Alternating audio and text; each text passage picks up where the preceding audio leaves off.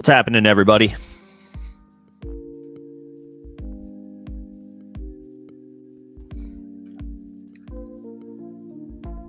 Happy Thursday. Welcome to another episode of Facemask Fantasy. Inching closer to the start of the season, so just making sure I get my time with you guys.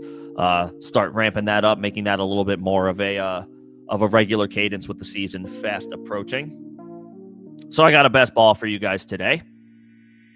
We'll go over whatever latest news we have or notes we have from training camps today. Talk about that. There's probably not a whole heck of a lot of fallout. With the exception of one piece of news, we can talk about Justin Fields.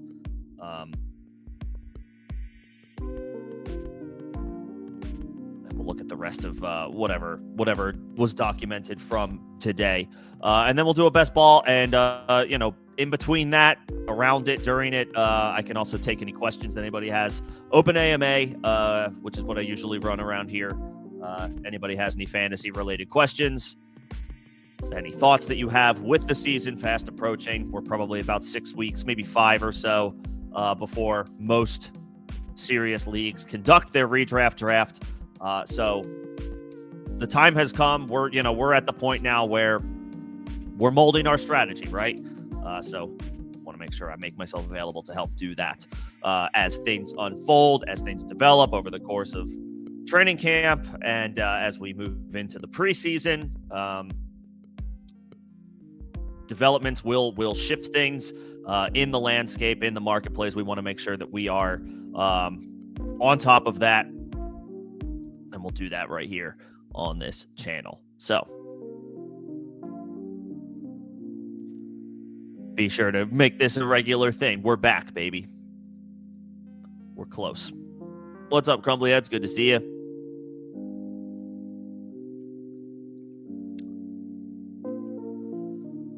All right, let me go through. I'm going to go through news and notes. Again, anybody that has anything that they want to discuss, talk about. I think you specifically had a trade you had brewing, so can talk about that.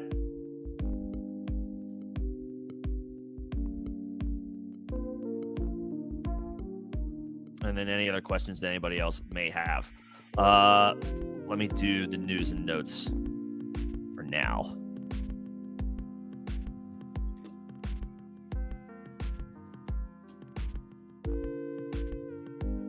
This is just from the underdog ticker from today.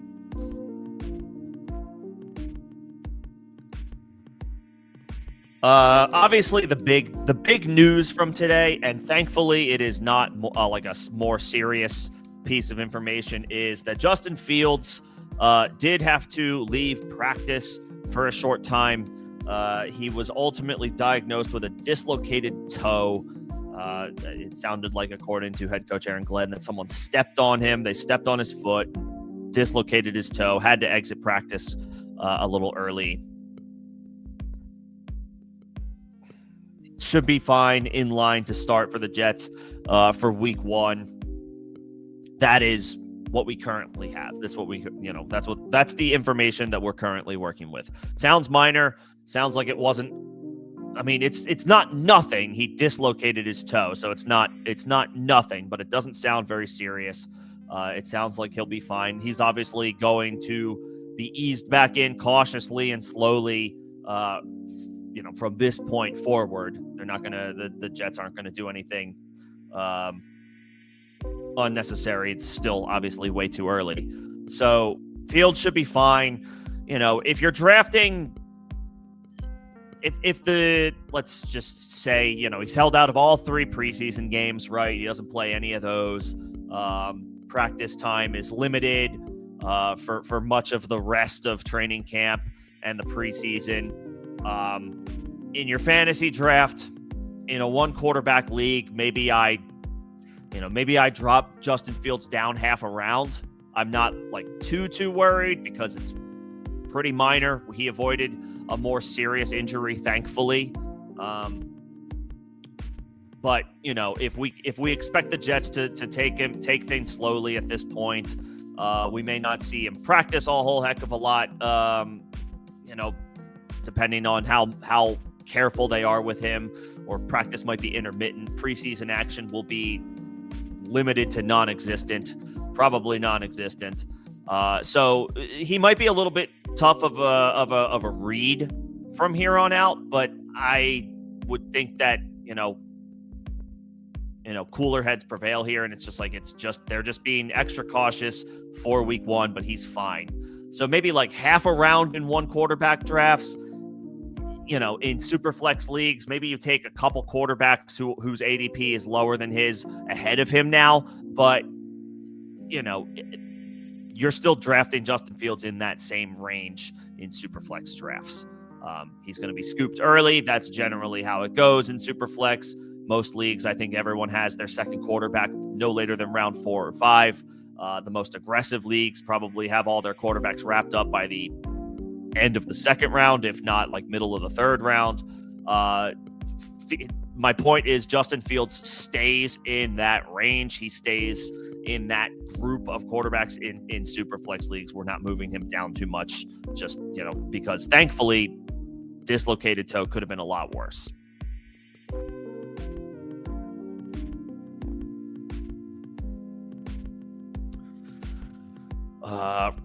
No surprise, Russell Wilson is operating as the Giants' starting quarterback. No surprise there. Joe Flacco or Kenny Pickett are the bets to win the Browns' starting quarterback job. That is chalky as well coming into the season.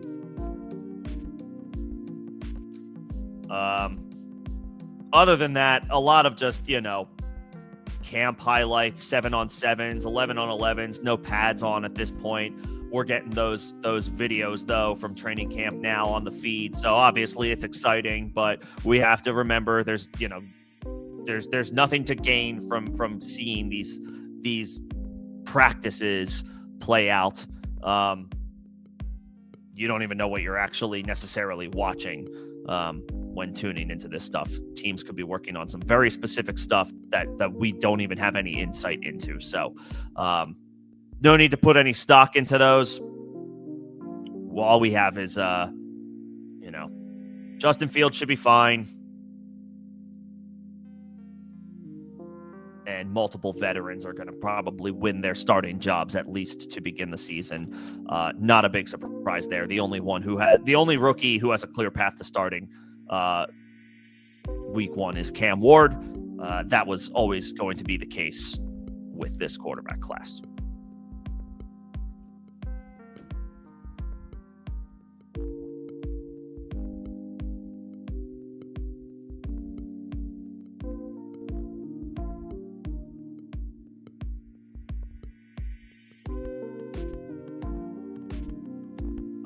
Okay.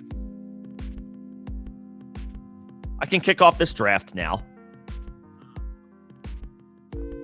We're gonna do a best ball, and again, it'll be around any questions. I know Crumply Heads had a question. If you would like, I think it was we could post it in the chat so anybody else is aware of it, so that I'm not just talking about something that as folks are coming in, they're like, what is this about? But I think it was sending Caleb in Dynasty for Henry, Geno Smith, and a late round pick. Yeah. Your team, Crumbly Heads, that's not a top 3 squad. So in a vacuum, I don't think I would do that trade. If you do that trade, you need to make another trade. And I saw you had a bunch of first round picks for 2027, I think it was. I would use those as ammunition now to get more win now players if in fact you did that trade. If you're not willing to do that, then I would say that trade doesn't catapult you from like top 3 to clear cut favorite. It puts you in maybe the top 3. And so on that alone, I don't want to make that trade by itself. So if you're willing to sell more future assets in a separate deal to get more ammunition for this year, more weapons, more pieces for this year, and you're going for it, fine. If you're not willing to do that, then I wouldn't make the trade. All right. Let's kick this thing off. I'm going in. I'm doing the draft. All right. Let's see what happens here. This format seems to be filling drafts quickly, so we're waiting on 7 people. I do not think that this is going to take very long, though, to fill up. Just like that, we're now waiting. We went from waiting for 7 to waiting for 4. We have officially reached the time of year where best balls fill incredibly fast.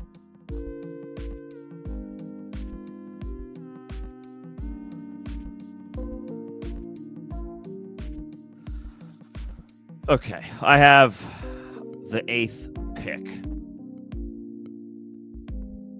And it's 20 seconds per pick. It's not 30 seconds. They sped it up. It's even the fast drafts are even faster now than they were or they have been. So this is going to go fast. This is going to go rapid fire. I will talk as much as I can. I do not think this will take that long, given that 10 seconds less per pick allowed. This draft is going to fly. It's going to go pretty quickly. So I will talk about my situation as best I can, real time as it unfolds, and I can take questions during as much as I can. More likely after will be easier. So just looking at my situation right now, I'm looking at getting a wide receiver based on ADP, and then I have, then there's 8 picks from when I select again, which is this, like, more good wide receivers. So we'll see how things shake out here. I may be interested in reaching down for a running back just to make sure I get one because there are good wide receivers later. We'll see how things shake out.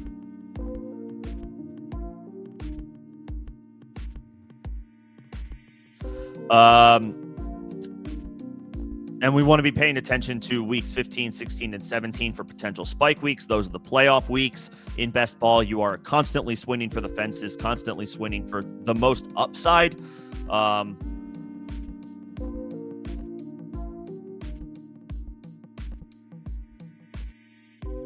Saquon. I mean, I would love if McCaffrey fell to me right here, but by the math, he is expected to go here, and he does. I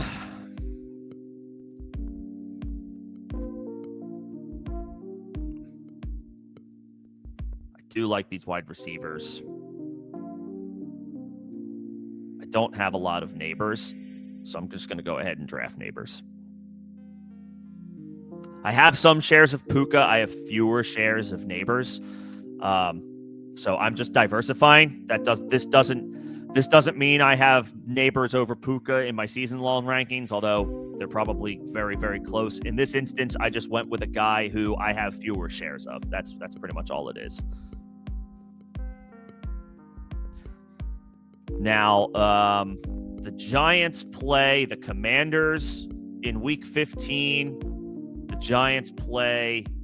or is it week 16? I can only look at this for so long before it comes back to me. They play the Commanders week 15, so there's not anybody around here from them that I would select. There goes London.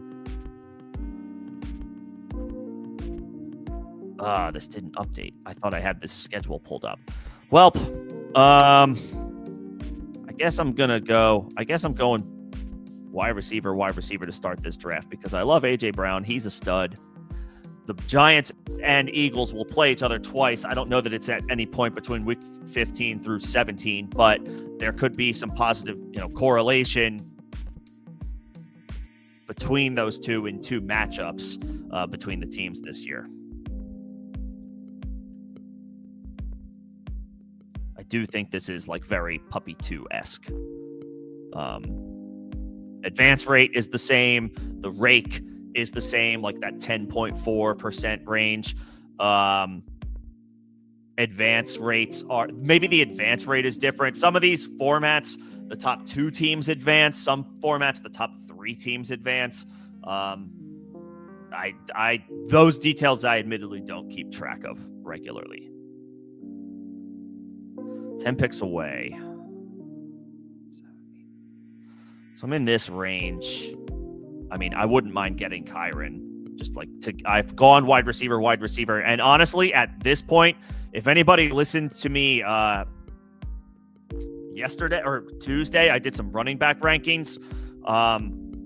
Feeling strongly that Amarian Hampton's ADP is going to continue to climb with the continued uncertainty about Najee Harris's availability for the start of the season. Obviously, we've still got a ways to go, but he's not practicing right now with this eye injury that he's got going on that he's dealing with. Not practicing. Jim Harbaugh said yesterday in a team press conference he's not sure when he'll be available to start training camp. There still seems to be some optimism, but I don't know. So I'm queuing Amarian Hampton for that back of the third round, willing to take him. I wouldn't take him over Josh Jacobs, but I'm also not expecting Josh Jacobs to last over the next 6 picks. But I'm at the point now where I would take Hampton over Breece Hall and Kyren Williams. Breece Hall's great, but he did kind of fall flat last year relative to expectations. And I'm a little worried about his potential for a dip in receiving production with Justin Fields. And then Kyren, I like Kyren. It's just I like Kyren quite a bit, but there is the contract dispute. It sounds more favorable, optimistic than negative. But it is still an ongoing thing right now. So just kind of looking for some sure thing stuff right now. And Hampton kind of feels closer to it right now by a hair.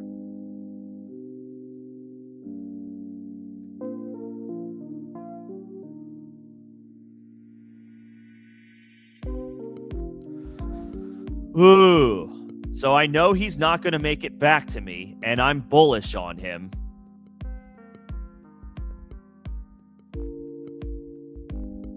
I'm going to Amarian Hampton. Go get your guy. Go get your guy. Go get your guy.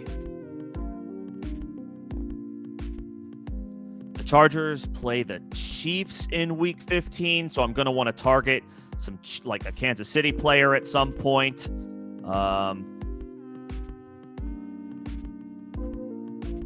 Chargers also play the Texans in Week 17, so I want to be mindful of that. Let's see. Again, just looking at playoff week correlations, when I get my players, who are they playing in the playoffs? Maybe try to target a player from that team. Terry McLaurin would have been nice for that, but c'est la vie.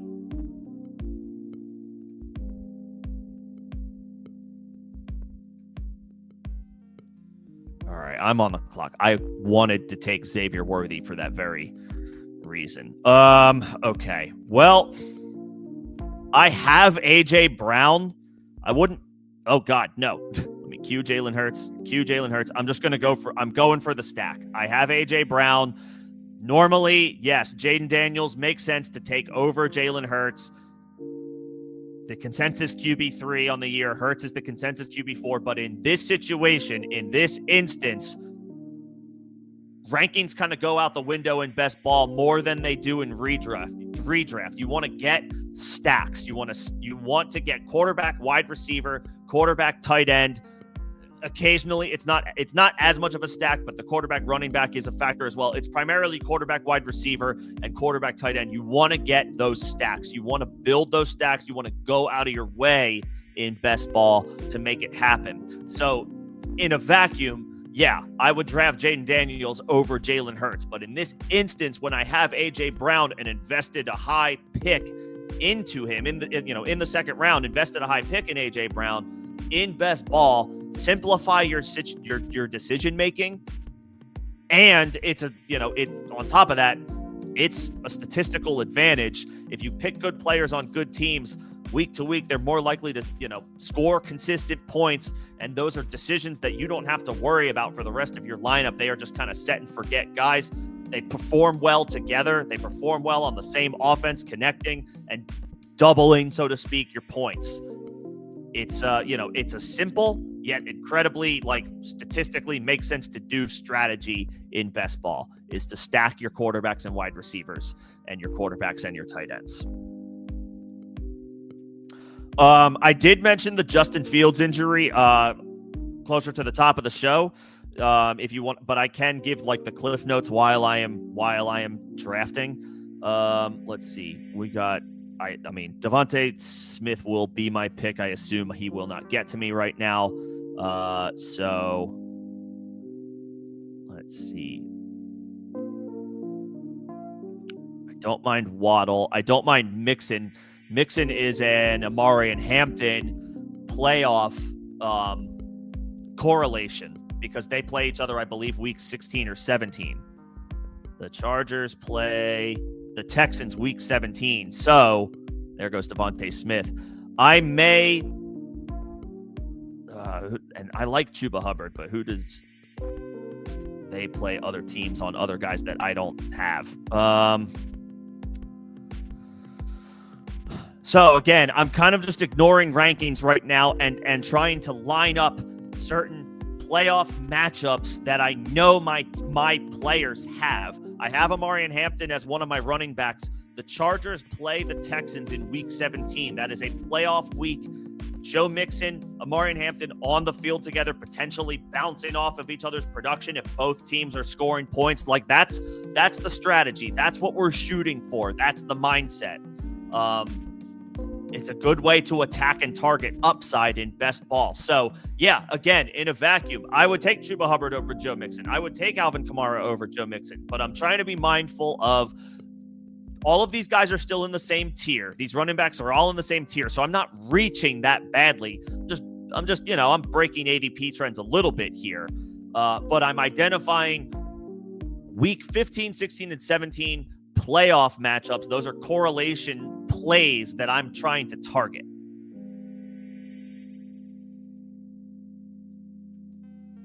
So stacks and weeks and like playoff week correlation. That's what we're going for.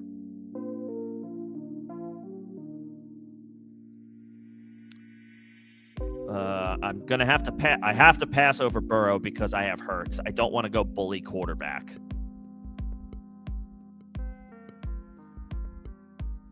Addison's got the suspension looming. Judy, quarterback play is a concern. I already have one rookie, so maybe I'll pair it with another vet running back. Debo, Godwin are question marks for me. Swift, Montgomery. I'll take Connor. He still has a bell cow role. This offense should be decent. I don't know that they have top 8 potential, but they should be decent. The Mixon injury I know that he dealt with injuries last year, and so that was a concern. I know, and he's on the NFI list right now. In a boot throughout the spring, but he's expected to be okay fairly soon. That's from Adam Schefter. So that's all I can go off of right now. Mixon is expected to be okay soon, whatever that means. Obviously, that is, subjective. Soon could mean tomorrow. Soon could mean 2 weeks. Soon could mean a month and a half. Hopefully, it's not that, but we'll see what soon means. Soon, for lack of a better word.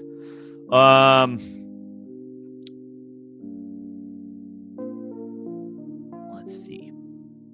But to that point, like Chris Godwin is kind of volatile right now. He's not practicing coming off of an injury last year. So I love Chris Godwin, but having Mixon, I don't know that I want to put too many eggs in this guy is not practicing now, but he should be fine later basket. So even if he were to fall to me, I wouldn't be taking him here. I would like another receiver, and any one of these guys I would be perfectly fine with. I'm just looking for some extra balance because I already have 3 running backs and Hurts.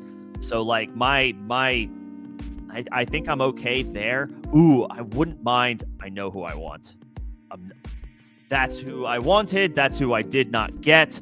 I know that the Eagles play the Bills week 17, so that would have been a nice like week 17 correlation. The guy has Josh Allen, so I can't blame him for he's stacking it up. I have Josh Downs queued. I'm going to take him. His quarterback situation stinks, but he's playing. Chris Godwin, there's some like yellow flags. I won't say red flags around Chris Godwin yet, but there's some yellow flags.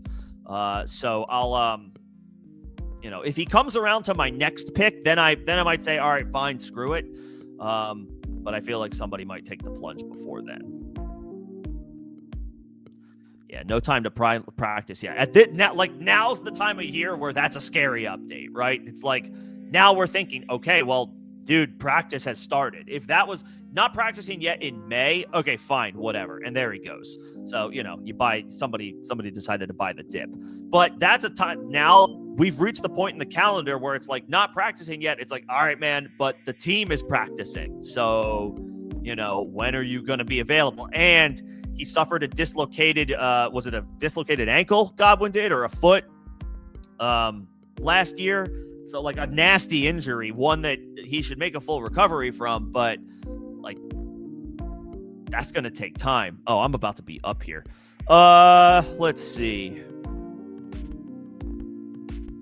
Oh, I know I have multiple playoff correlations here because I have some NFC East players.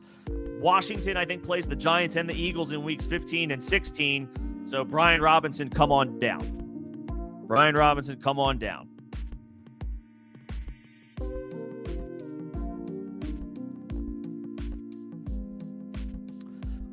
Real quick, just a cliff notes on the Justin Fields injury. He didn't break his toe. I guess a dislocation is like you should be able to just pop that back in. And I say these guys are NFL players and I am not. So that being said, I think he avoided anything that could have been deemed serious. I think it could have very much been worse. That feels like we're breathing a sigh of relief. Like it could have been worse. His foot got stepped on. That's, I think, what head coach Aaron Glenn said. Got stepped on in practice. Dislocated his toe. Surely they'll be cautious with him for at least the next, couple of weeks. I would probably rule out all 3 preseason games, right? Very few starters play in the preseason anymore anyway. Maybe Fields would have just as a new quarterback on a new team. Now I would be shocked to see him play in the preseason with this development. So they may bring him along slow. Maybe practice is hopefully it's like they pop it back in. He's fine. He's all good, and he's back at full go, taking all the QB1 reps, in a week's time. I'm not sure what the recovery timeline is for a dislocated toe. I've never dislocated my toe, so I'm not sure. So I don't know if he can recover in a week, but if he can and he's out there and he's taking all the reps and he's fine, he's good, great. Nothing changes with Justin Fields' ADP in either format. If he's limited and he's coming along slow and he's not playing in any preseason games and limited at practice, not doing much, just maybe it's like walk through stuff, and we're not really getting any type of read on Justin Fields, maybe I drop him down like half a round in season long 1 quarterback leagues. If you want to move him down like a full round, I don't think you have to take him off your board. If he was theoretically an option for you to draft, I don't think you have to take him off your board. If you want to bump him down a little bit, okay, fine. But I wouldn't worry about it too much. I'm going to keep skipping quarterbacks because I invested in one already with Jalen Hurts. I assume this guy's going to take Keon Coleman because he has Josh Allen. And he did. I don't want to get caught not drafting wide receivers. I don't want to reach either, but none of these guys are super enticing to me. Again, I have my quarterback. I have Jalen Hurts. I invested a high pick in him. I don't feel the need to go back to the well this quickly at quarterback at a onesie position, at a position where you only start one starter. I want to get that flex spot attacked. 2 running backs and a flex. 3 wide receivers, 2 running backs, 3 receivers in a flex. I want to get those running backs. I want to get those wide receivers. I want to protect the flex as much as I possibly can. And Hurts is my guy at quarterback. He's the guy that I'm moving forward with. High investment pick, right? Like, he needs to be for this team, he needs to be my guy. So, I'm not worried about the QB2 in theory. There's only a couple of times during the season that I even need a QB2 when you invest in a quarterback like Jalen Hurts, like Josh Allen, Lamar Jackson, Jaden Daniels, Joe Burrow. Those are your dudes. That is your guy at quarterback. Don't draft another one so soon. At least I don't. We're already in the 10th round. These 20-seconders, they fly. And I mean, of course, don't ignore good value either. I mean, there's a lot of quarterbacks available here, and not a lot of great, and not a lot of great options. I don't love Evan Ingram at tight end. Dobbins, Charbonnet. I already have 4 running backs.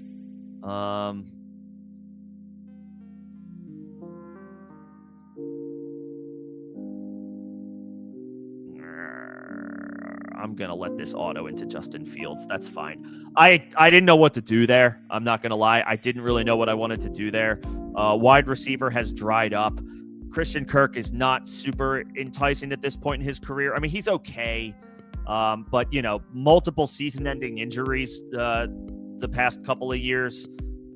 Just curious what he has left at this point. New team. Opportunity. Stephon Diggs is gone from Houston. Tank Dell is not coming back this season after the injury he suffered last year. So Kirk has not, and he's a vet. Kirk is a veteran, so I don't know what he has left. I don't know what he has left at this point. I mean, I guess he's an intriguing depth option, but he feels more like a safe floor play, and those don't win you these leagues. Those don't win you these leagues. These like floor plays. You want to play for upside. You always want to swing for the fences with as many picks as you possibly can. That was not my favorite selection of players like there. And that's not to say like some of these quarterbacks I really like. For me personally, I just didn't want to take one. I didn't want to take one having already had Hurts. I should just turn quarterback off from this point because now I have Hurts and Fields. Oh, great. They both have the same bye week. Spectacular. I may just eat that, that would be a bad idea. Now I got to get it. Now I got to get another quarterback. That's poor planning. That's poor planning on my part. So checking those bye weeks matter. Checking the bye weeks matter because now I have 2 quarterbacks on the same bye week, and one is a top 50 pick, a top 45 pick, and the other, taken, I guess, like 11, 12 rounds in. That's solid capital invested, and they have the same bye week. That is sloppy by me. You don't want that to happen. Don't let what just happened to me happen to you. And it did. I didn't let. I mean, yeah. I wasn't on it. I wasn't on top of that. Okay, I could still use a tight end. And everyone, well, this person does not have a tight end. This person just took their second tight end, so that's fun. So Njoku might go here. I wouldn't mind taking him if he's there. And there's a couple people behind me who don't have tight ends, so they're probably going to take one of these options here coming up. Although I do have, oh, you know what? And there goes Njoku. Well, I do have Hurts, so I might as well take Dallas Goedert, but I'm not going to do it now. I'm going to wait. I'm going to take Hollywood Brown here. It's a dart throw, but everything that's going on with Rashee Rice, if he does end up getting suspended, I mean, they brought him back. They're talking about, this offense talks about wanting to go, and trust me, I know, I've been around, I've done this song and dance with Hollywood. He might be awesome for 3 games and miss the other 14. I am well aware of I am very familiar with Hollywood's game. He'll play 3 games. He's really good in all of them, and he has like an elite performance in one of them, and then that's it. And that's all he does the whole year. I get it, but I think he's healthy now. It's not like this time last year when he was going to miss like pretty much the entire season, which he ended up doing. I think he played week 18 for the first time last year. He's healthy right now. Rashee Rice has a cloud of uncertainty around him. I'll take a shot on Hollywood Brown if he can get off to a fast start and have 3 or 4 good games.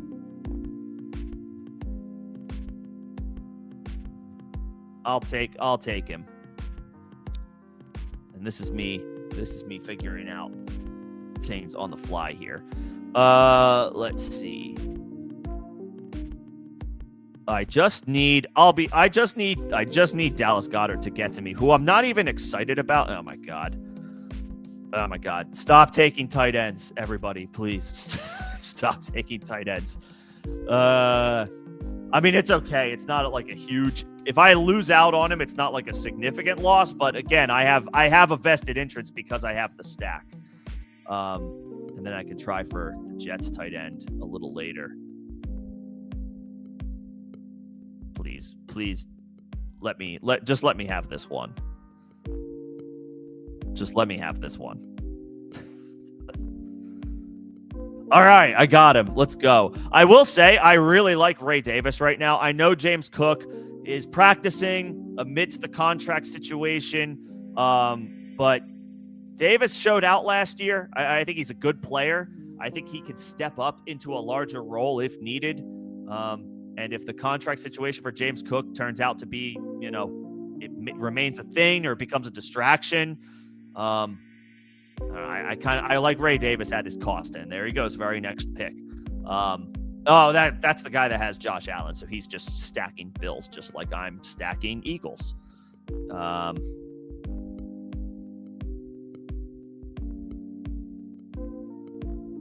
I like Ray Davis. Is what I was getting at. 12 picks away. So we're looking in this range. I already have Brian Robinson, so I don't want to draft Austin Eckler. Sometimes this works out where you can draft the backfield and both guys produce. And I guess it's possible in this scenario because they do play, Brian Robinson and Austin Eckler play very specific roles. They do not really overlap with one another that much.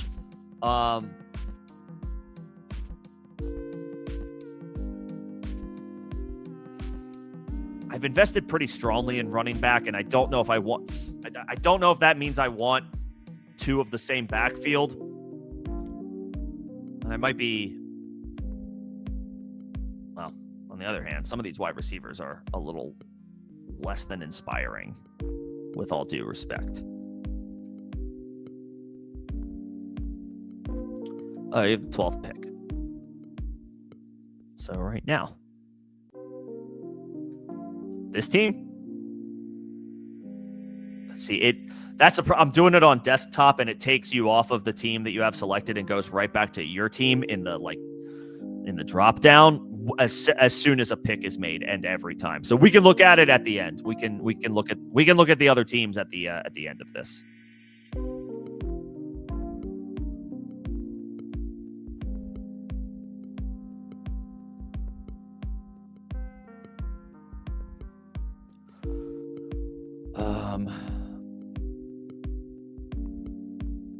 Dobbs I'd be okay with. I assume I'm not getting Palmer because I am drafting right behind the Josh Allen team.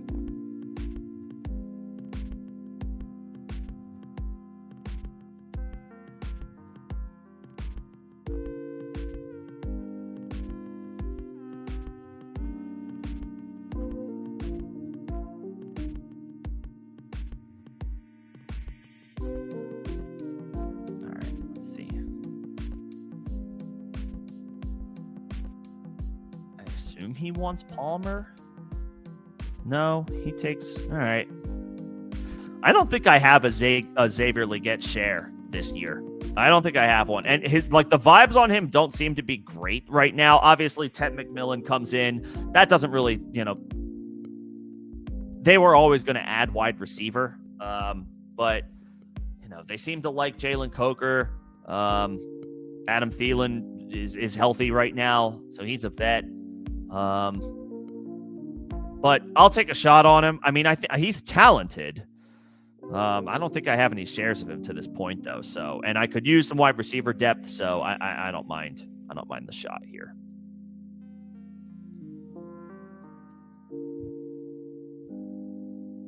The Panthers play the Saints, the Bucks, and the Seahawks weeks 15 to 17. So that is that's a naked Xavier Leggett, so to speak. I don't have him any attachment to the rest of the Panthers offense or any of his playoff opponents. Oh, I have Rashid Shaheed. Never mind. That is a clothed. That is clothed after all. Yeah, that's like a week, I think 15 playoff correlation, Shaheed and Xavier. All right, there you go. See, I'm still over here doing good, playing some chess.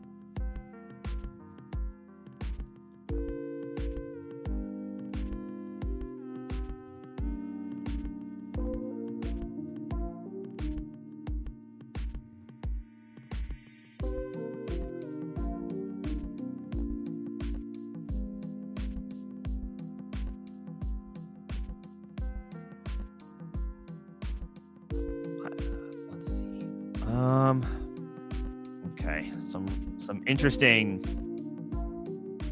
wide receivers just got scooped.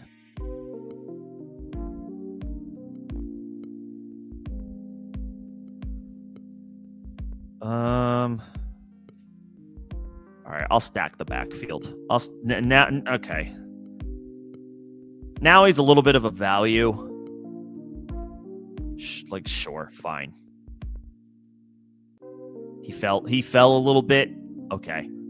I'll take that. And it's still I have a lot of NFC East players. Washington plays the Giants and the Eagles in the fantasy playoffs this year. I have Jalen Hurts, AJ Brown, Dallas Goedert, Eagles stack, and I have Malik Neighbors. So in this instance, grabbing both Washington running backs, I'm okay with that. All of these guys are going to be playing each other in the fantasy playoffs. I'm looking to profit off of, we're talking about a potential direct back and forth, these players directly influencing the other's production, hoping for a solid number of points to be scored and all of those guys to be involved in those games. So don't mind taking that shot. Uh-oh, 3 tight ends in a row.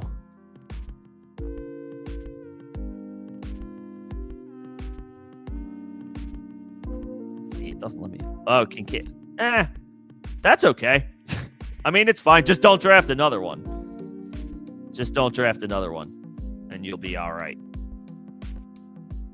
It's fine to have 3 times. I mean, yeah, these guys are going higher than you probably would want to collectively invest at the position, but they're still cheap enough where it's like you're not breaking the bank.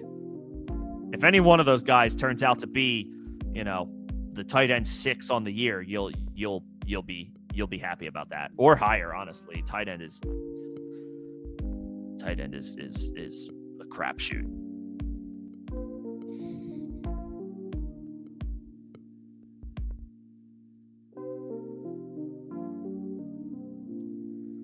I feel like the wide receiver depth in this draft, feels like it really dried up quickly. So I guess to that point, I'm happy that I ended up going wide receiver to start my draft, because the running backs kind of came back to me. I definitely, I went up and got Amari and Hampton. I went out and just, went for it. 7, almost 8 spots above his ADP. I boosted him way up there. But then, Mixon at cost, Connor a little below cost, Robinson a little below cost, Eckler below cost. I mean, it kind of came back to me, running back did. I'm not as, I don't feel as bad about my wide receiver depth because I have 2 wide receiver ones. In fact, I mean, I'm happy to either end up with Roshan or Jerome Ford here.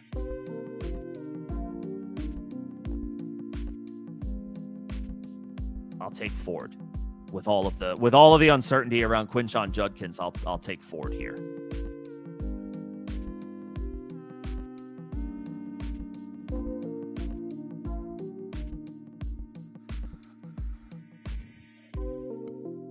And if he makes it to me, I will be taking the Jets tight end. Oh, wait, no. If I do that, then I need to get a second tight end. Damn it. No.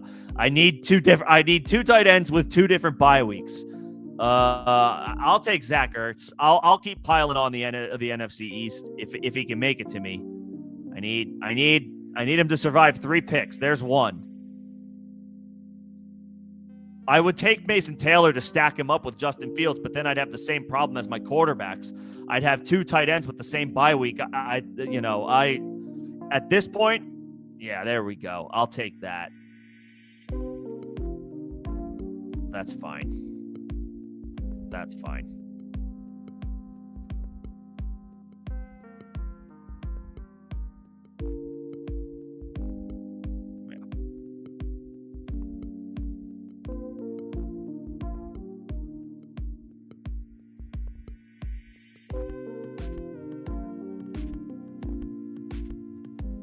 And then I guess with my last 2 picks, I have 6 running backs, so I should press pause on that position because you start 2, so 6 should be enough.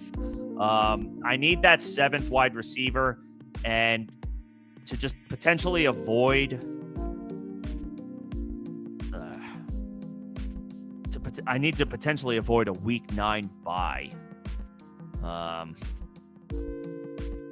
And at this point, it's just a dart throw.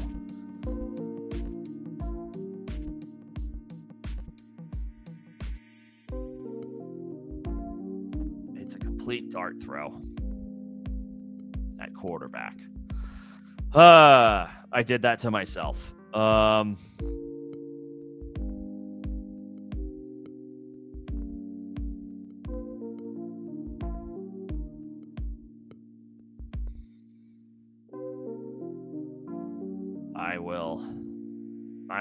I will figure that out.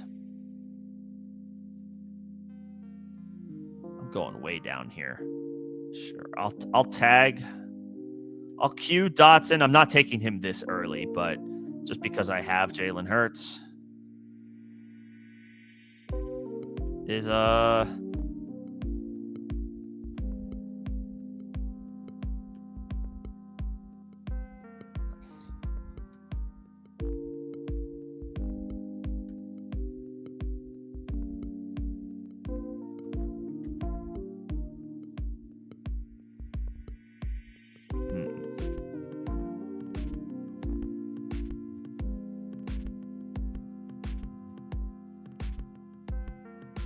like the Keaton Mitchell pick. I think he's a solid depth. I think he's a deep league, solid depth running back to target. He's back this year after he missed a lot of last year with I think he tore his ACL like week 15 of 2023. He's, now a year removed from that. These wide receivers are really screaming out to me. I'll take a shot on Dante Thornton. He's been operating with the first team. He's got a special skill set. They're looking for an outside wide receiver. The Raiders are, after trading away Davante Adams. Thornton might be getting first team opportunities like pretty early on. I'll take a dart throw shot on him as another wide receiver.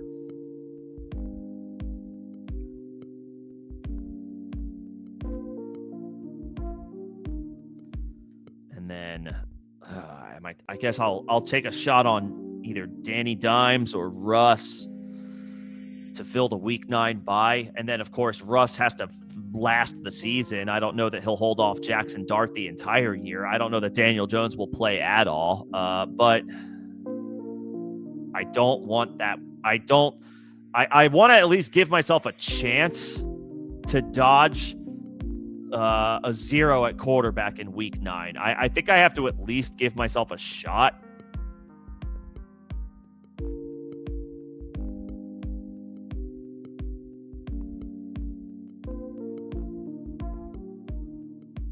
I'll take dimes. I'm not crazy about it. If Justin Fields had any other bye week, I would not be making this pick, but I need to protect from my own stupidity. I don't want to take a 0 from an important position at quarterback. If it was a week 9 tight end bye, like, so be it.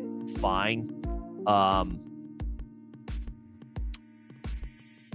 But quarterback, you want to give yourself a shot at least 15 points every week at that spot.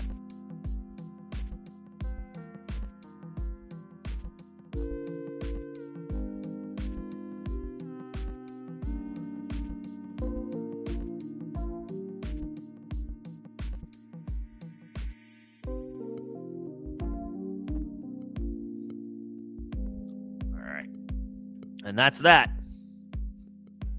Well, that's that for my draft. That's the last few picks wrap up. I don't hate that Ben Sinnott pick. He's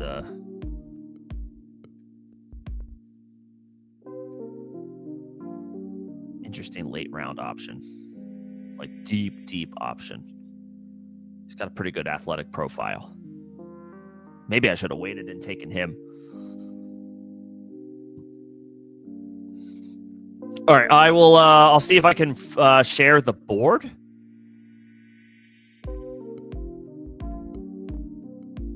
After it's done, yeah, they dropped this tournament. What was it called? I think they dropped this tournament like yesterday. It is filling like wildfire. All right, there's the board.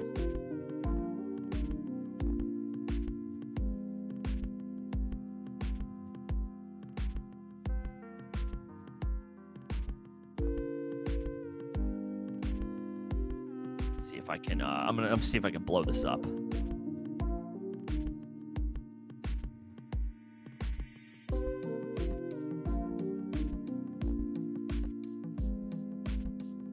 Okay.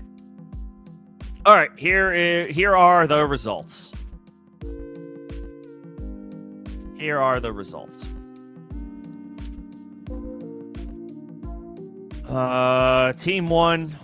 Team one went hero wide receiver. Some real question marks at running back. I like David Montgomery is a steady stud. Jordan Mason I like quite a bit. Quinshon Judkins, a lot of question marks about like what his season looks like right now. Maybe things work out. We'll see. Najee Harris has an eye injury. Nobody's heard from him. Don't really know one way or another what's going on with Najee. And then, okay. I'm just, at first glance, I'm not crazy about that running back room. So that offsets anything I can get excited about with the wide receivers. Yeah.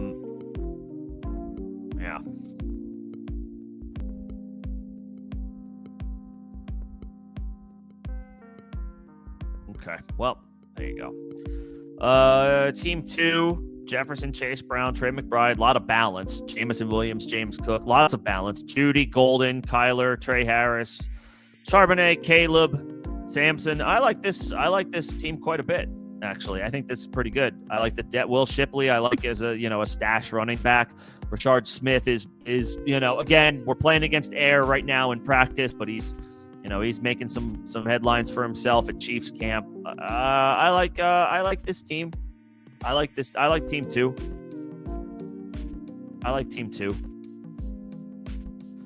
Let's see. Team three, B. John, Tyreek, T. Higgins, Metcalf, Kenneth Walker. I like that combo. I do. And then gets Burrow and stacks with T. Higgins. I like that. Pearsall, Higgins, Jaden Higgins. So he has both Higgins, T and Jaden. Ricky Pearsall, want to get excited about him. He's got a hamstring injury. It doesn't sound severe, it doesn't sound serious, but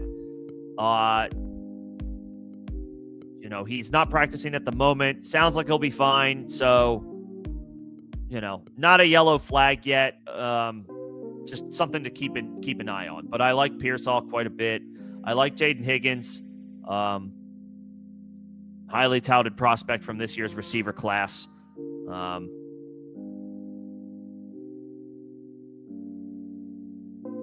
Kelsey Ingram, it's fine. Javonte, Penix after taking Burrow. Darnold after taking Burrow and Penix. I mean, I wouldn't have, but not my decisions. I like Marshawn Lloyd. I like Marshawn Lloyd as a depth running back this year. The Packers are notorious. For not playing their rookie running backs. Like when they get a guy as a rookie, he doesn't really play. Aaron Jones did not play a ton as a rookie. A.J. Dillon did not play a ton as a rookie. They both ended up. Jones went on to be probably one of the best running backs in Packers history, top 3. Dillon was serviceable for a couple of years, had a role. But we'll see what happens with Marshawn Lloyd. It's a good offense. It's a good offensive line. They may look to spell Josh Jacobs a little bit more here and there to help keep him fresh. This is a team with a healthy Jordan Love that has deep playoff run aspirations, so they need Jacobs for the playoffs. He's a bell cow, but maybe you feel a little bit more confident about what Marshawn Lloyd can give you in year 2 on a good offense, and try to help out there. So I do like that pick.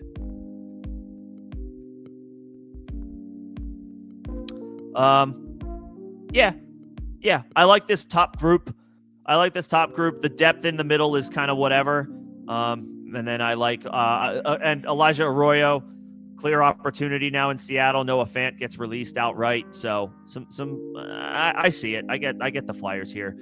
Team 4, Gibbs, Bucky, and then Adams, Moore, Sutton, Addison at wide receiver. I like this group. Pacheco at running back. So, okay, some balanced running back, wide receiver grabs to start the draft. And then Hawkinson, that might be a bit of a value, actually. He might have fell a little bit past ADP Hawkinson. That's what it looks like. Gets Baker, gets JJ McCarthy, stacks McCarthy with Hawkinson and Addison. I like that. And stacks Baker with Bucky. Not 1-to-1. Bucky's not a wide receiver, but same offense, so pretty good.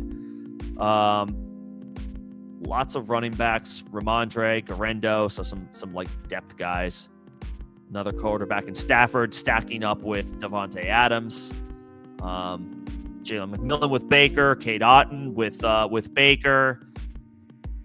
Some decent wide receiver dart throws. Yeah, I don't mind it. Addison is dicey with the potential 3-game suspension looming, but it's best ball. You can absorb that blow a little easier in best ball because we don't have to predict any starting lineups in best ball, and that's what makes it great. Team 5, CeeDee Lamb, Jonathan Taylor, Josh Jacobs, Jaden Daniels, Flowers, Debo, Jaden Reed. I don't know how I feel about Debo, but he's not very expensive this year, so we'll see if he still has something left in the tank. And you have Jaden Daniels, so a little bit more incentive to get Debo with the stack, so that makes me like the pick. Jaden Reed, last year he was going in the 5th round, so and for best ball, spike weeks. Now he's a little bit cheaper. I actually like Jaden Reed at cost. ETN could be a great value, could lose his job. Not sure where he falls on the spectrum. ETN. Andrews, we'll see. Jordan Love, you have Jaden Reed, you have Josh Jacobs, so building a stack there, grabbing Tucker Kraft right after that. I like it. And Dobbs, yeah, I like these. Tank Bigsby I like as a depth running back. Keaton Mitchell I like as a depth running back. And then Ben Sinnott, I actually like Sinnott as a deep, off-the-radar dart throw at tight end this year. Good athletic profile in his second season. Zach Ertz is still good, or still able to do it. Savvy vet, but limited in his abilities, and especially at this point of his career.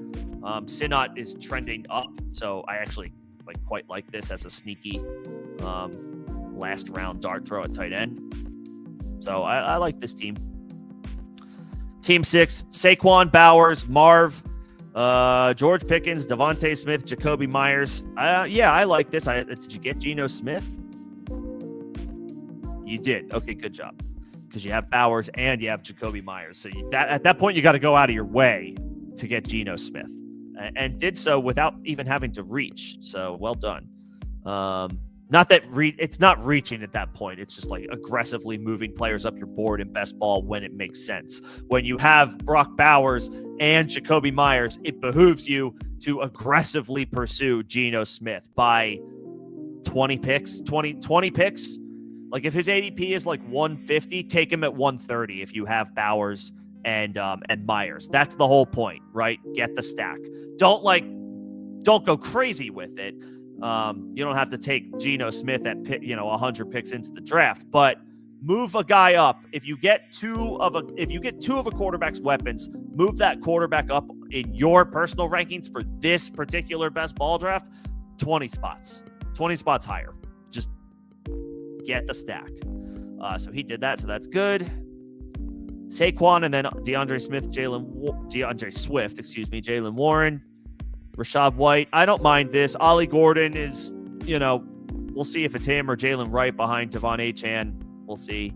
Running back's a little light behind Saquon, but Saquon is Saquon. And I'm not worried about Saquon this year, for the record. He can still have a very good RB1 season without worrying about all the work that he put in last year. Bowers is tight end 1, so it's hard to look at that and dislike it. Solid receivers. Some wide receiver 2s, though. Pickens, a wide receiver 2. Devontae, a wide receiver 2. They're good enough to operate as wide receiver 1s, but maybe a little less likely. And then Myers, always rock solid, always underrated, so I like that pick. Wide receiver group is fine. Running backs are okay. Dak stack with Pickens, so that's good. Herbert. Yeah, it's okay. It's all right. And getting Geno stacked with Bowers and Myers. At least you made that happen. That was top priority for that team and made it happen, so that's good. Team is solid. Not my favorite of the league, but it's solid. Team 7, Christian McCaffrey, Lad McConkey, Josh Allen, Ted McMillan, Jalen Waddle, Caleb Johnson, and then got his Bills receiver stacks. Josh Allen is actually an easy quarterback to stack with this year because you take him early, you prioritize him, and then his wide receiver 1 goes in the 7th round. So it's easy to get these guys. Khalil Shakir, then Keon Coleman, sandwiched around Brandon Ayuk. I don't love that pick. Ayuk feels like a red flag at this point, not a yellow. That injury he suffered last year was severe. I don't think we have a timeline right now on his return. I would be passing on Brandon Ayuk. Dobbins signed by the Broncos not too long ago. So, going back to the well for some running back depth. I like Ray Davis personally. I got another good young running back for depth that I like behind James Cook. I think he has the pathway for Ray Davis to be fantasy relevant is not it's a solid one. It's a solid one. I think Ray Davis is a good depth running back grab. Tua, you have Waddle, so sure. Jonnu, Richardson, Waller, A.D. Mitchell. I like A.D. Mitchell. I think he's a good deep threat. Some of these other options. I mean, Anthony Richardson is, he's the ace of spades. Is that even fair to say? Like he might be awesome. He might be nothing, truly. And I don't know that there's anything in between. My team. Neighbors, A.J. Brown. I aggressively went up and grabbed Amari and Hampton at pick 32. His ADP right now is like 39. I like him more than Breece Hall and Kyron Williams as of right now. As of today, July 24th, I like Hampton over those two guys by a little bit.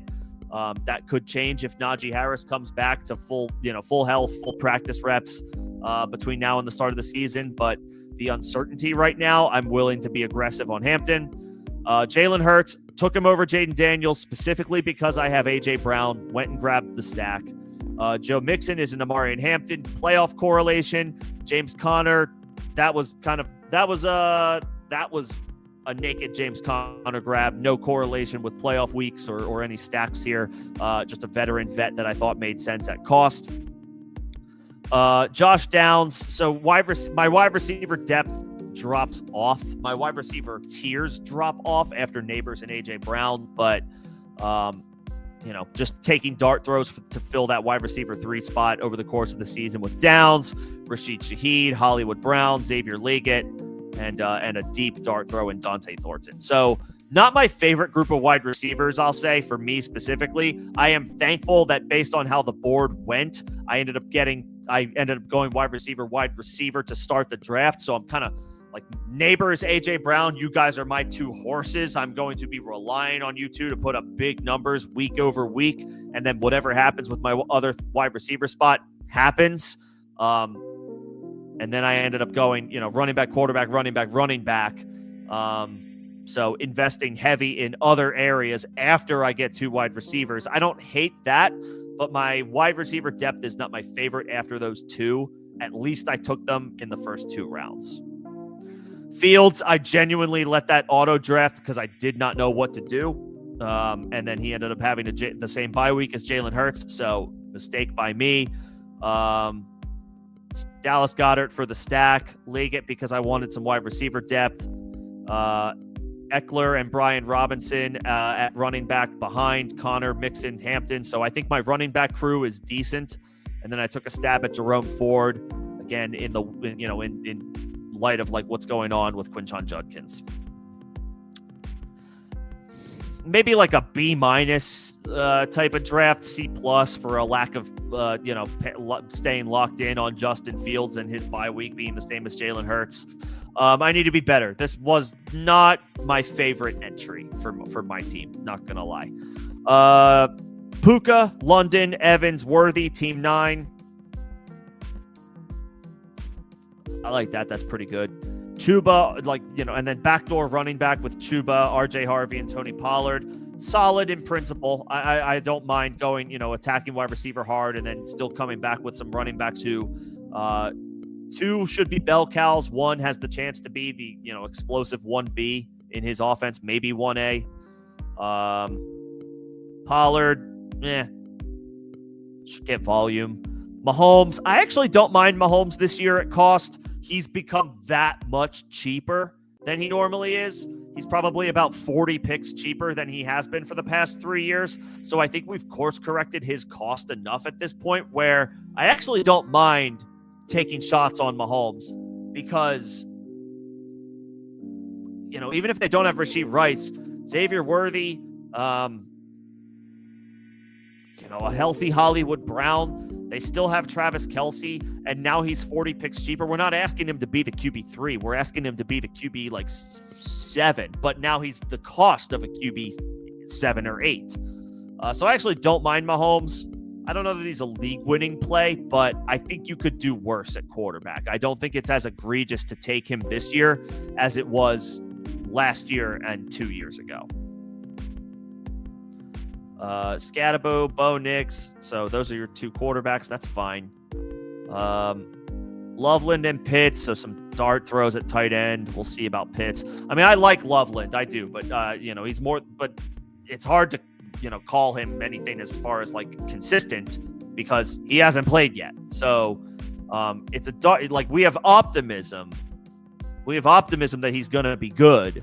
But it's a dart throw because he's a rookie who's being drafted as a tight end 1 and Cole Kmet is still there. We think Loveland is the tight end 1 there and is going to usurp tight end 1 opportunities from Cole Kmet, but we have to see it first. We still have to see it. So I like the pick, but for now, sort of can be classified as a dart throw. Kyle Pitts is definitely a dart throw because he's just failed to live up to any expectations. And then going Mason Taylor at the end. I don't think I would have done that just because I invested a pretty solid pick in Loveland and then also have Kyle Pitts. But if he works out, no one's going to care where he was drafted. Kendre Miller. I think Kendre Miller is still a decent, no risk last round pick. new opportunity with a new coach who doesn't have any previous disdain for him the way Dennis Allen seemed to. We'll see if Kellen Moore, an offensive mind, can get Kendre Miller's career back on track. Kendre Miller. See if they get his career back on track.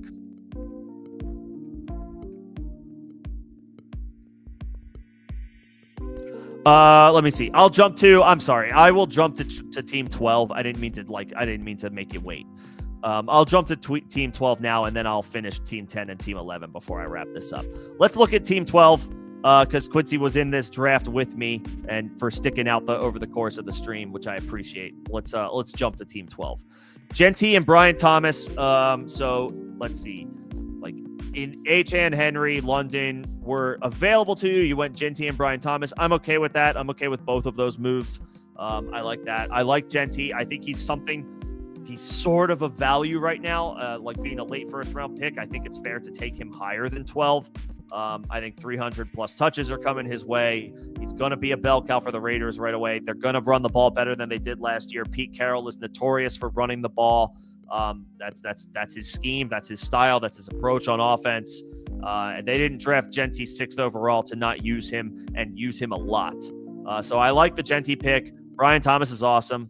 No problem with that. Lamar and then Kyren Williams to finish off the 3-4 turn. Lamar, I don't have too many shares of Lamar this year. I guess if I had to flag one thing with Lamar, it's that he threw over 40 touchdowns last year. Can he do that again? Because I don't think he had to that point. To this point in his career, I think this was the first time he threw for that much.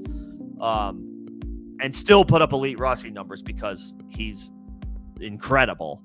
Can Lamar give you 35 passing touchdowns? Can he do that? Can he go over 30 touchdowns again? Can he do that again? If he does that again, and he's plenty good enough to make it happen, because Lamar is one of the best players in the NFL, then this works out. And he's still just like a fun guy to have because he's an elite rushing quarterback. He's just really freaking good at the position. He's an MVP candidate every year that he plays most of the season, if not all of the season.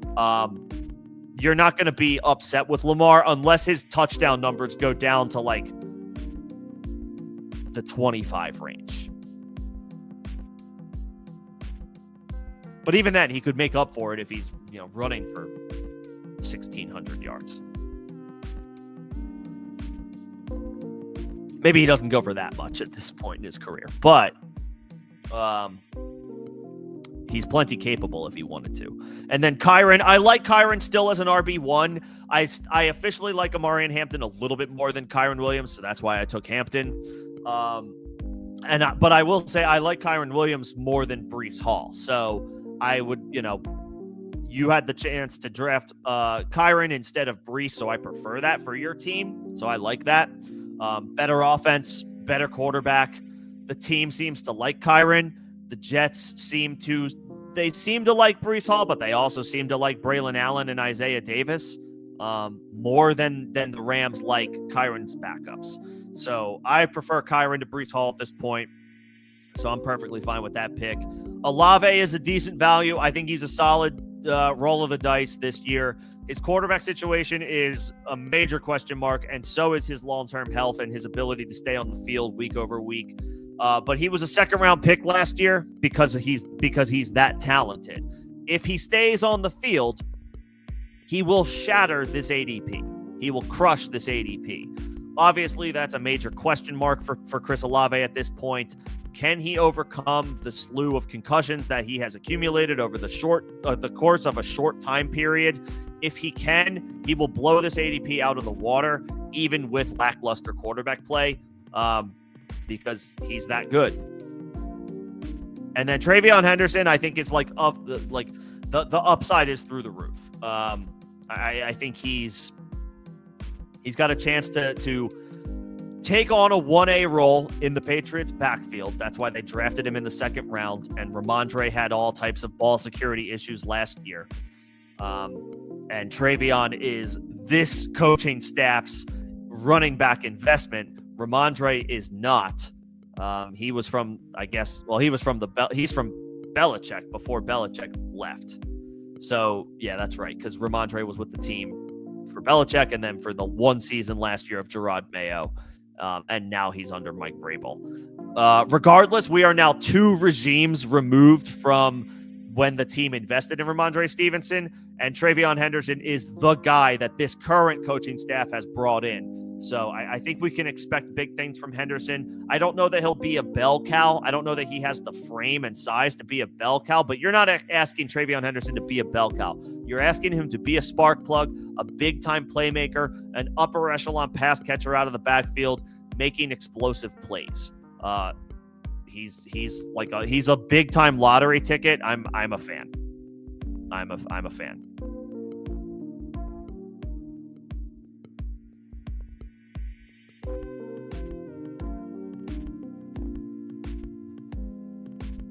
I like Henderson. Egbuka, I think, is, especially like that you could officially take him right after Godwin goes. You're not feeling like you have to guess between Egbuka and Godwin. Egbuka is going to be getting first-team reps as long as Godwin isn't playing. A healthy Chris Godwin will play over a Mika Egbuka. But Chris Godwin's not healthy right now. So Team 11 made the easy choice for you, I would say. Took Godwin. Now you don't have to play that guessing game. You get to just take the healthy younger player in Egbuka. So I'm okay with that. And not too expensive. 7 rounds, like basically the 8th round into the draft. Darnell Mooney, fine wide receiver depth. I don't know how. The question is, how many weapons can Michael Penix support?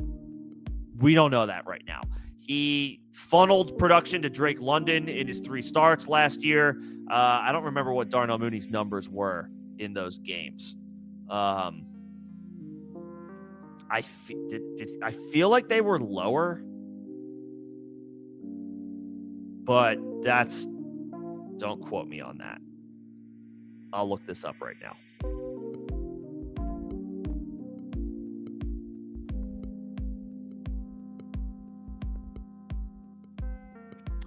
I should know this. This is important information to have, even though it's a small sample size. Like, Drake London got so much work during the 3 games that Michael Penix played. Last year, in the games that Michael Penix played, Mooney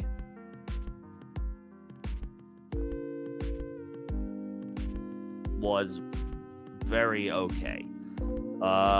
He 5 catches for 82 yards against the Giants, week 16, wide receiver 29. Week 17 against Washington, 2 catches for 37 yards on 5 targets, the wide receiver 66 on the week. And then week 18, he did not play. So there's not a ton to go off of there, but less than stellar production.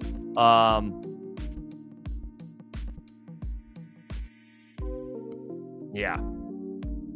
So I don't know that I'm as bullish on Darnell Mooney as I am, like I was last year. I don't know if I am this year because he's more expensive. He had a great year last year, but now he's more expensive, and a lot of his production came with Kirk Cousins. So can Michael Penix support more than one guy in this offense? That is the question that remains to be seen. Maybe he can, but we don't know if he can. So that's the only thing. So there's like a little bit of a question mark around Mooney. I like Bateman. He's a good, solid depth wide receiver, and he's a deep threat. Stack with Lamar. He'll give you some spike weeks. I'm good with that. You also get Drake May and stack him up with TreVeyon Henderson. That is a little bit more of a stack than, your standard quarterback running back pairing, because Henderson is going to catch the ball, and he's going to catch the ball a lot. The Patriots wide receiver core, top to bottom, is still like a ton of question marks. Henderson's going to get the ball a lot. So pairing him with Drake May, I think, is a good move, as is, Kyle Williams, more depth, more stacks. I like that. The Ravens play the Bengals week 15, but they play the Patriots week 16. So you mentioned that. That's a big, playoff correlation. And then they play the Packers week 17. 17. I don't know if you got Dontavian Wicks. So so yeah, just like getting a little slice of that pie. That's fine. Kincaid, Henry, Strange at tight end. I mean, hey, one of those dudes has to work out, right? At least every other week. I think that's fine. I don't think that's as egregious. Because you invested 3 almost top 60 picks in running back, so you didn't need that. And then you invested, 5 of your first 9 picks at wide receiver. So like, that's okay. Yeah, I think it's fine to get those 3 guys at that point of the draft, and getting the Hunter Henry stack with Drake May. Yeah, I think that's good. Thielen, savvy, solid vet. Rico Dowdle, is perfectly fine with me at running back depth. Kareem Hunt, I have not seen. I feel like I've just not seen his name this year. That's not to say he's not getting drafted. I just haven't thought about him. Yeah, I mean, veteran running back depth on a championship team. I don't know what he has left. They brought him back, so that's good news. They brought in Elijah Mitchell from San Francisco. They drafted Brashard Smith. So they added to the backfield. I don't know if that's to push Pacheco, or if this is in case Kareem Hunt is done and out of gas. We'll see who makes the team. And then Dontavian Wicks, was a trendy sleeper last year. Didn't quite meet expectations. Still in a good offense with a good quarterback. So I've taken my dart throw shots at Dontavian Wicks as well. So, yeah.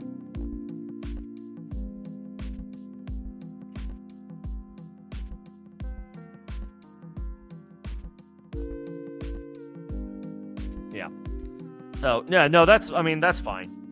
Hunt should fall into the end zone a couple of times this year. And at that point in the draft, that's all you need from him. If he scores 5 touchdowns this year, that pick probably works out. At any point, whether it's a bye week fill-in or he sneaks in as a low-end flex on a down week, and you're just looking for points to get scored. Maybe it's not a down week. Maybe it's just the flex is light, and he gets you 8 or 9 points, and it's just a I'll take it situation. That could absolutely happen. Yeah, I don't mind that group. I don't mind that group. Henderson is the lottery ticket. I have good reason to believe he should be, a player to be excited about this year. So yeah, I like it. I like Genty. I like Henderson.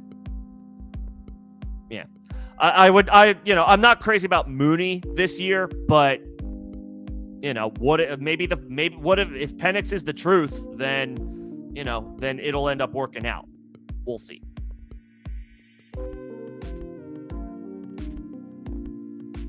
We'll see. I would say it's I'd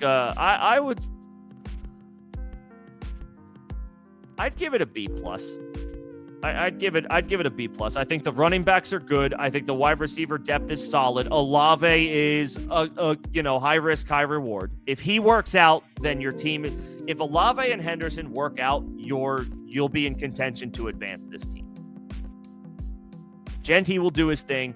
Brian Thomas will do his thing. Lamar will do his thing. Kyron will do his thing. If Olave and Henderson work out, and hit their ceilings or something close to it, you'll be in contention to advance this squad.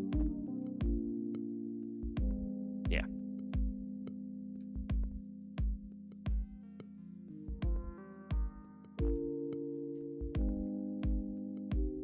Yeah. I don't know that Michael Penix works out. The Falcons seem to believe that he's going to, based on their, they sold next year's first round pick to get better, more assets, more pieces this year. They feel they can make a run at this, I guess, at least to the NFC South. They must think that. So they must believe in Penix.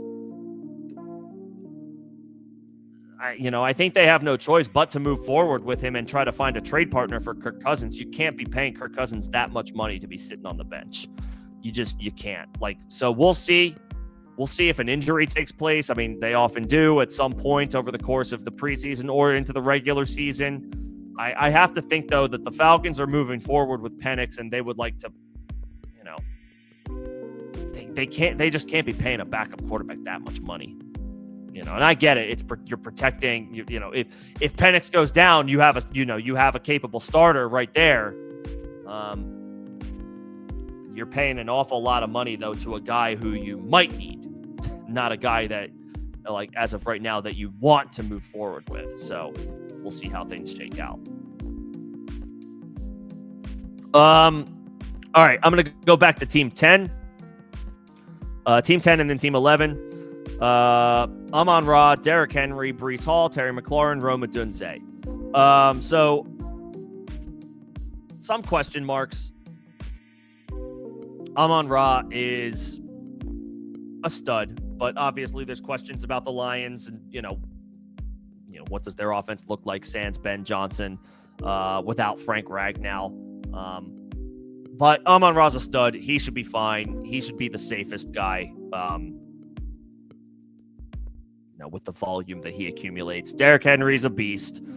Breece Hall, I want to still believe in. I do. I want to still believe in. I know he's a talented player. And the offensive line for the Jets is decent. It's not bad. It's good enough. It's solid. It'll work. How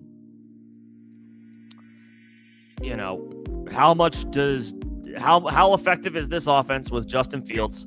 How much rushing production does Breece Hall get vultured by Justin Fields? And does his receiving production drop off because of Justin Fields? So I want to like Breece Hall, but I have some questions. They're not red flags, but they are yellow flags. Terry is holding out. I feel like we can be optimistic that a deal will get done before the season starts, but the missed practice time, it matters at this time of the year. It does. You're getting your timing down, your rhythm down, working with your teammates, working with the first team offense, getting those reps in, physical and mental. Like, all of these details, factors matter. And every day that McLaurin's not in camp, he's missing that. I know he's a vet. I know he's a stud. He can probably roll out of bed and run the full route tree by memory, but each season is different. Each season is new. You add wrinkles to your offense every year. You add different things. You change terminology, all these little things. This is when that stuff gets worked on. So Terry's missing that right now. And I know, Kingsbury is it's the same offensive coordinator from last year to this year. So, maybe it doesn't change too much, but you have to be able to change and adapt and add little tweaks to your offense. You can't get stale. That's how you get stopped by opposing defenses. So we'll see. So Breece and Terry for me are kind of yellow flags right now. Odunze, interesting, lots of upside, a breakout candidate. We'll see how that offense, we'll see how good that offense is. There's a lot of hype. We'll see if they can live up to it. Laporta, so going all in on the Lions and grabbing Jared Goff. Yeah, so you need a top elite offense from last year to work out yet again, because you have Laporta in the 6th round. You grabbed Goff for the full Lions stack in round 10.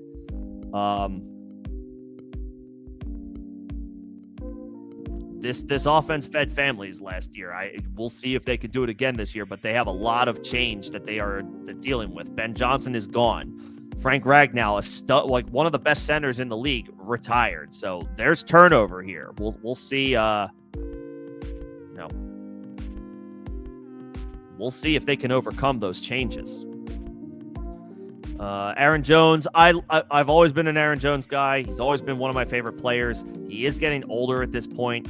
The team made a priority to draft Jordan Mason. I don't want to overreact because I don't want to forget how good Aaron Jones is and can be. So I like this pick based on that alone, but the vibes do seem to be trending toward Jordan Mason. And then Michael Pittman, Tyrone Tracy, Marvin Mims, Tajay Spears. All names who I have liked at one point or another. They all have to prove themselves in one way or another. Pittman fought through injuries last year, but didn't have a good year. Tyrone Tracy was, I think, a solid player for the Giants last year, but ball security was a problem, and they added Scatabo. Mims, lots of upside, doesn't get on the field as much as we would like. Spears, he's got long-term, knee questions. I like Bryce Young. Josh Palmer has been okay, and not great. Yeah, I did Team 10, not my favorite. Team 10, not my favorite. Some decent players, but not my favorite squad. And then bringing it home with Team 11 before I wrap things up today. Nico Collins, Devon Achane. I mean, both great. Jackson Smith and Jigba had a great year last year. Big quarterback change. I like Smith and Jigba as a talent. I don't know that I love Seattle's offense this year, so he feels volatile in the third round, not because of his talent, but because of his situation. George Kittle in the fourth round, I like quite a bit. I've warmed up to that in recent weeks, and I'm happy to end up with Kittle in the fourth round, like an early fourth round. Don't mind that at all. Kamara still chugging along, no problems with that. Jawan Jennings should be fine, I guess. Requested a trade. Rumors were he requested a trade, and then GM John Lynch said he didn't request a trade, so I don't know what's going on there. And his consistency rank was like not that great last year. He had some big blow-up spots, but sandwiched between those was some inconsistent performances. So, no Deebo Samuel. Brandon Ayuk's health is a major concern at this point. So he'll have an opportunity. I just don't know. I don't know that I want to take him in the sixth round. And then Godwin, his stock is falling. Concerns about last year's injury. It's bleeding into this year. He's not practicing yet and doesn't have a timetable to practice. I don't want to overreact in July, but also everyone else is practicing now. So, what type of timeline are we looking at here with Godwin? There's some yellow flags there. Brock Purdy, I guess, stacked with Jawan Jennings. Luther Burden, there was a negative report about him earlier today. That I think the Bears thought that he'd be healed from an offseason injury by now, and he hasn't. He has not healed. So oftentimes teams get frustrated with those types of situations, and in the metaphoric sense, they kind of move on from these players. It's like, okay, we need to march forward and start scheming up the offense and making our game plan with the guys that we do have, the guys that are healthy. And when you fall behind the eight ball that far back for that long, especially as a rookie, it makes it really, really tough to have any type of impact that year. I like Luther Burden. I like his prospects. I'm very intrigued by his skill set. As of right now, I think he's off my board this year. I don't want to mess around with Luther Burden right now. He's missing time that the team thought he would not be missing. That's not good. So I'm not in on Luther Burden. Tyler Warren, I actually like. They spent a first round pick, the Colts did, on him. He's a young tight end. Now, I don't love it that you drafted him after drafting, spending such a high pick on George Kittle. That's that onesie position that you kind of just want to, if you get a stud, you kind of want that guy to just hold it down for you at that spot and not invest so heavily in the position again.